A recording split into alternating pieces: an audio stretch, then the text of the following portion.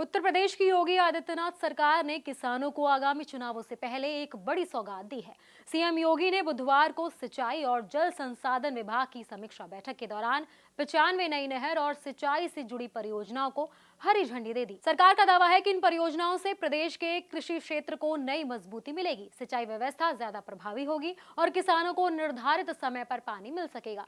UP चुनाव 2027 से पहले गाँव और किसानों को लेकर सरकार की ओर से रणनीति बनती दिख रही है। दरअसल अगले साल प्रदेश में पंचायत चुनाव भी संभावित हैं। बिहार चुनाव से उत्साहित बीजेपी अब ग्रामीण इलाकों में पकड़ बनाने के लिए किसानों की योजनाओं पर ज्यादा जोर देती हुई दिख रही है। योगी सरकार कुल 394 करोड़ रुपए की लागत से इन परियोजनाओं को पूरा करने में जुटी हुई है।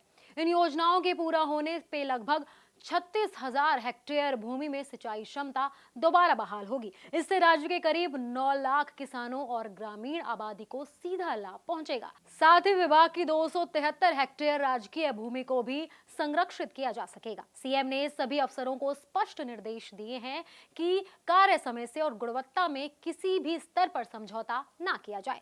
बैठक में यह भी तय हुआ कि 95 परियोजनाओं में नहरों की पूरी प्रणाली को दुरुस्त किया जाए और मजबूत बनाने पर जोर दिया जाए। परियोजना में नहरों की पूरी प्रणाली को दुरुस्त करने पर जोर दिया गया ताकि खेतों तक पानी बिना किसी रुकावट के पहुंच सके।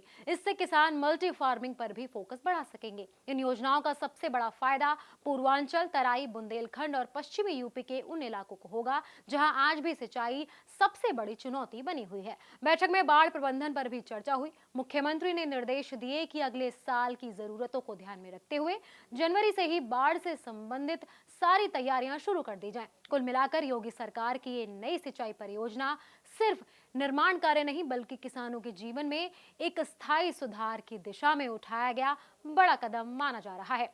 आने वाले चुनावों के मद्देनजर ये पहल राजनीतिक रूप से अहम मानी जा रही है।